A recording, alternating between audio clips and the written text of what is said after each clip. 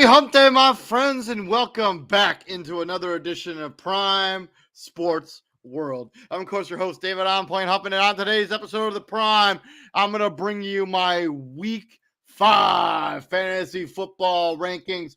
Hopefully, that'll help you get through your fantasy football week. Hopefully, y'all had a good week. Week number 4. I actually had my best week in fantasy so far this season. I actually won a lot of my matchups. Give me 1 second here. I forgot to do all my lights. So just give me 1 second.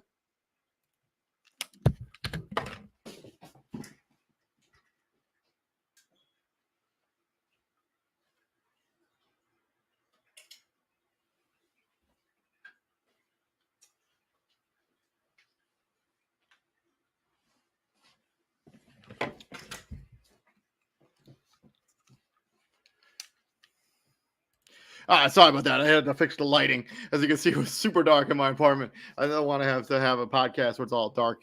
But yeah, let's talk about it. Week 5 fantasy football rankings. Let's just start right with those quarterbacks.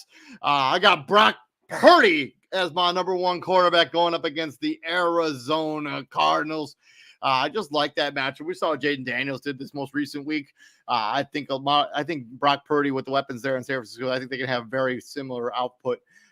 That's for sure. Number 2, I got Jordan Love going up against the hold on. Usually I have a co-host where I can bounce. Going up against the Los Angeles Rams, really banged up defense. I think Jordan Love will be more healthy in this game. Look for him to have a massive game. Lamar Jackson for the Baltimore Ravens going up against the Cincinnati Bengals. For CJ Stroud going up against the Buffalo Bills. And we kind of saw, I know it was a lot on the ground for Lamar Jackson and the Ravens against Josh Allen and the Bills last week. But I think this offense found a little bit of something last week as they went in to win against the Jacksonville Jaguars. 5 in that same game, I got Josh Allen. 6, Baker Mayfield going against my Atlanta Falcons. 7, Jaden Daniels. Yeah, his rushing yard just keeps his ceiling kind of high. I think he's going to be super valuable. Same thing with Justin Fields, too, going up against a really tough Dallas Cowboy defense. But I think Justin Fields will run the ball pretty effectively against them. Same thing with Jaden Daniels of the Washington Commanders. As they go up against the Cleveland Browns, which could be a tough matchup, but I think Jaden Daniels' rushing numbers will keep his value steady. Geno Smith going up against Christian Simpson's New York Football Jets.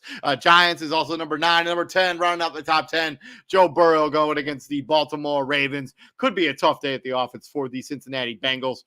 And then my outside looking in, I got Caleb Williams and shockingly Patrick Mahomes.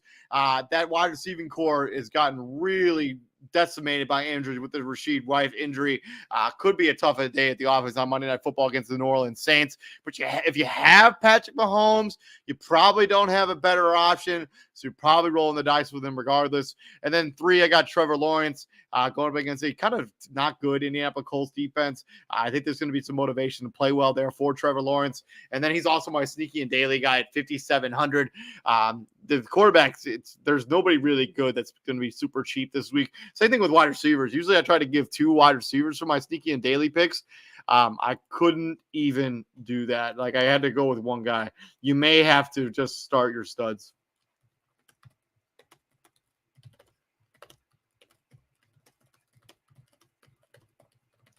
Well, let me know what you think about my running back rankings down in the comment section.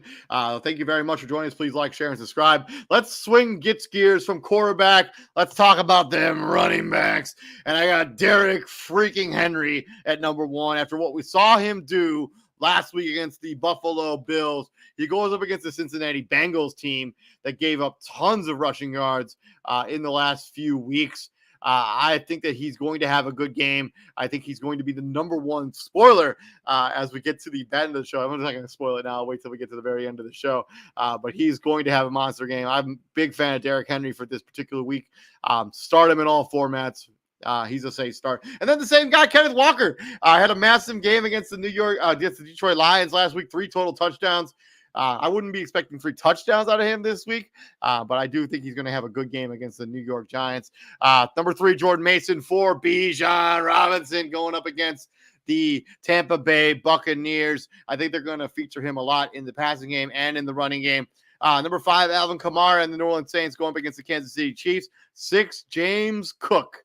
going up against the Houston Texans. 7, Josh Jacobs. Yeah, the Bears were able to run the football effectively against the Los Angeles Rams. I think Josh Jacobs and this Green Bay Packers team will do the same.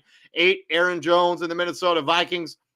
He has just been a guy kind of reborn. And as long as he continues to stay healthy, he's a must start in all formats, even going up against a tough Jets defense. Jonathan Taylor at number 9, going up against the same Jacksonville Jaguars. I think that's a good matchup for Jonathan Taylor. I think they're going to, especially with the injuries to Anthony Richardson, I do not think they're going to ask him to go out there and win these games for him. Give me Jonathan Taylor is a really good play there at number 9. And then James Conner going up against the San Francisco 49ers. That passing ability for him, he just catching the passes out of the backfield, kind of keep his value relatively high for James Conner and the Arizona Cardinals.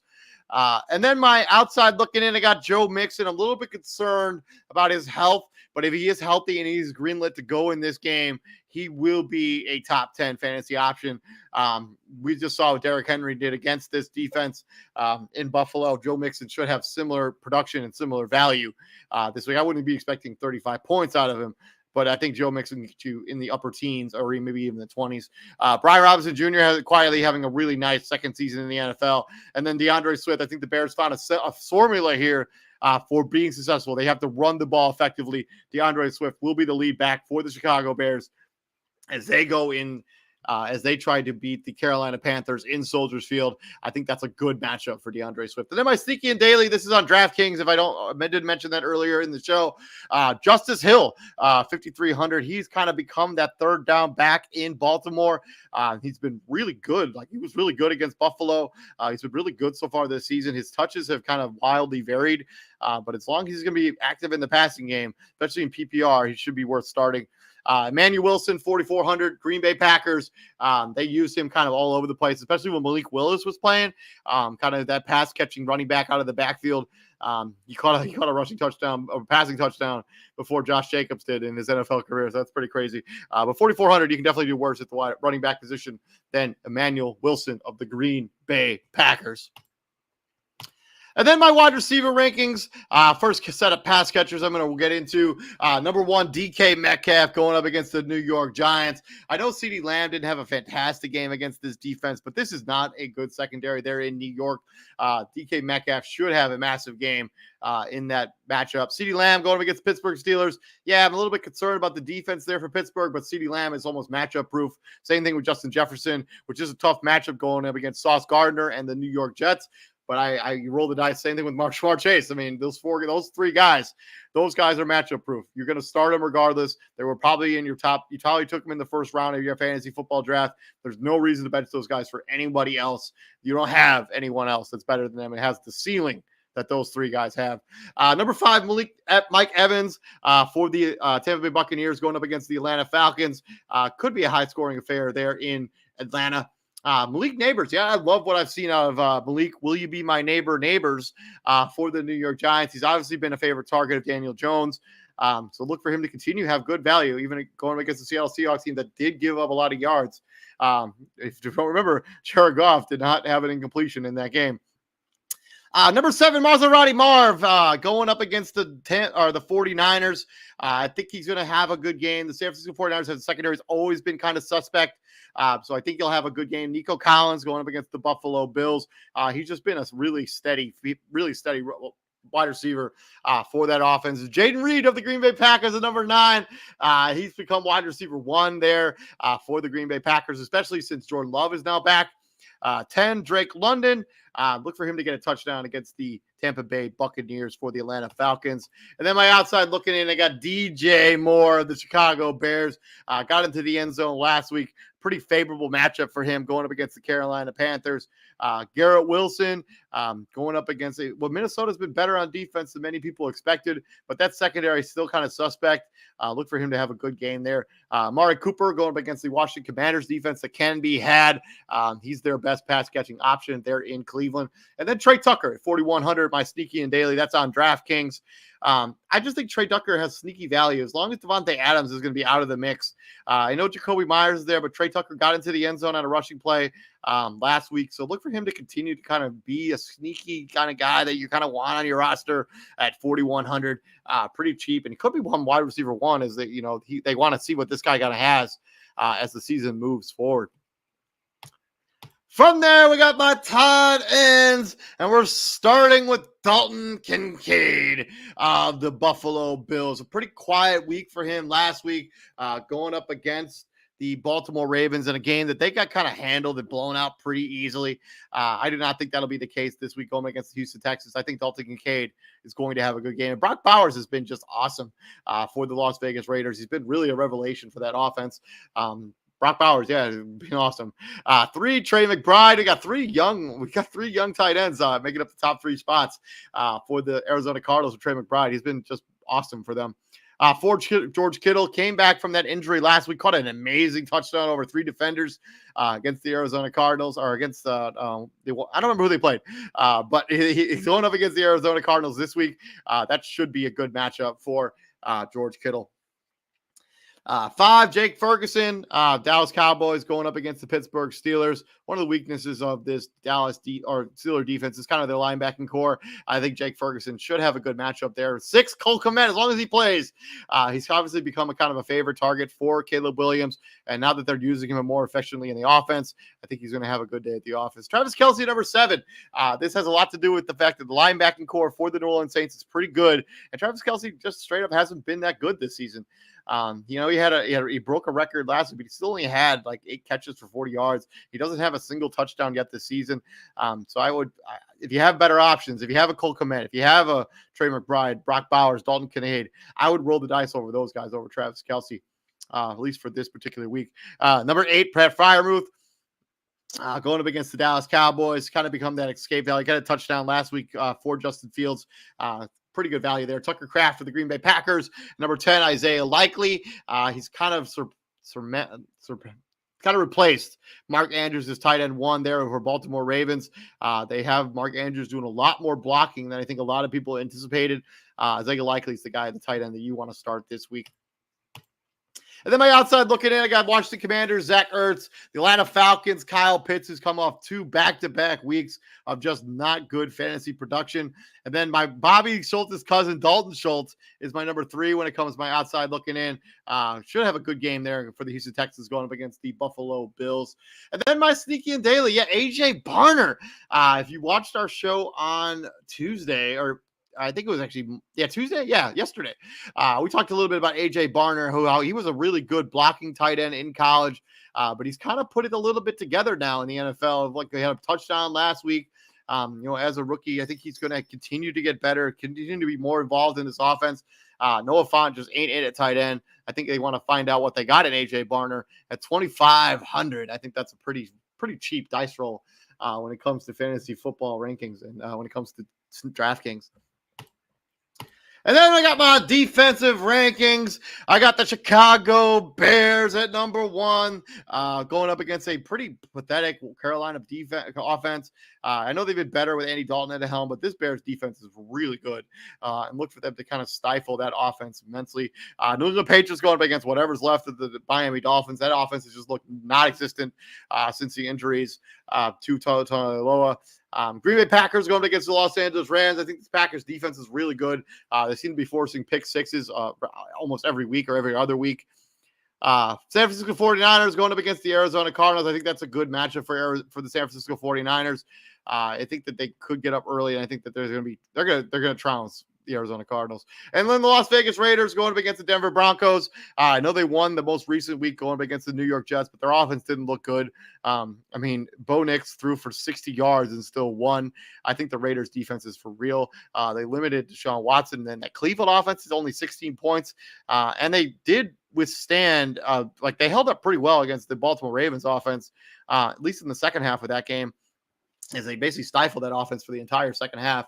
Denver Broncos at the outside looking in, Gardner Minshew, that offense, without Devontae Adams, we're not really sure what they're going to look like.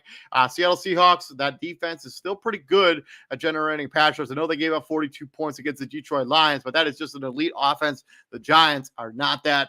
And then I couldn't really leave the Vikings out when it comes to outside looking. They've been so dominant on defense, forcing 4 picks against the Green Bay Packers last week. They stifled the Houston Texans. They stifled the San Francisco 49ers. And then they stifled the New York Jets or Giants too. I know this game's in London. It's technically a home game for them, but I think the Vikings their defense right now is too good to bench. And that offensive line for the Jets, a little suspect. So I would still roll the dice. If you've been rolling the dice with the Vikings last 4 weeks of the season, I wouldn't necessarily drop them and pick up somebody else. I would still roll with Minnesota. And then my sneaky daily on DraftKings is the New England Patriots at 2,900. As I mentioned, they're going up against the Miami Dolphins team that their offense just looks terrible without Tua Tagovailoa. You have no faith that they're going to be able to move the football at any point during that game. And I just think it's going to be a tough day at the office for whoever's playing quarterback for that team, whether it be Tyler Huntley, whether it be Tim Boyle, whether it be Skylar Thompson. I just think it's going to be a tough day at this office for that offense. But yeah, this has been our Week 5 fantasy football rankings. This has been presented by Prime Sports World. Please remember to like, share, and subscribe. But before we get up out of here, as we do every single week in Fantasy Football Weekly, we kind of predict who's going to be the number 1 scorer in fantasy. I predict Josh Allen was going to be number 1 in fantasy last week. That was obviously not a good prediction. Derrick Henry was the number 1 scorer in fantasy this most recent week with 35.9 points in that matchup between the Baltimore Ravens and the Buffalo Bills. When it comes to this particular week, I'm actually going to go DK Metcalf. I think when it's all said and done, I know I said earlier in the show that I thought it was going to be Derrick Henry that have the number 1 scorer in fantasy football. I actually don't think that'll be the case. I actually think DK Metcalf going up against that Giants defense. I think DK Metcalf gets over 100 yards. I think he gets 2 touchdowns in that game. And look for him to have 10 to 12 catches. I mean, that's going to be 110 plus 12 plus another 12. So that's 32 fantasy points. If DK Metcalf gets you 32 fantasy points, you can thank me later because that's my prediction. DK Metcalf will be the number 1 scorer when fantasy football is done for week number 5. Wish you nothing but the best with your matchups this week. Hopefully you all come out victorious. I've been David Huffman. This has been Prime Sports World. Please like, share, and subscribe to the podcast. And gentlemen, we bring the heat here at Prime Sports World. Izzy will be back here on Friday with College Football Weekly. I'll be back here on Monday breaking down all of the action on Thursday and Sunday. You don't want to miss any of that content, which is why you should like, share, and subscribe. Either way, have a good weekend. Be safe. Peace out.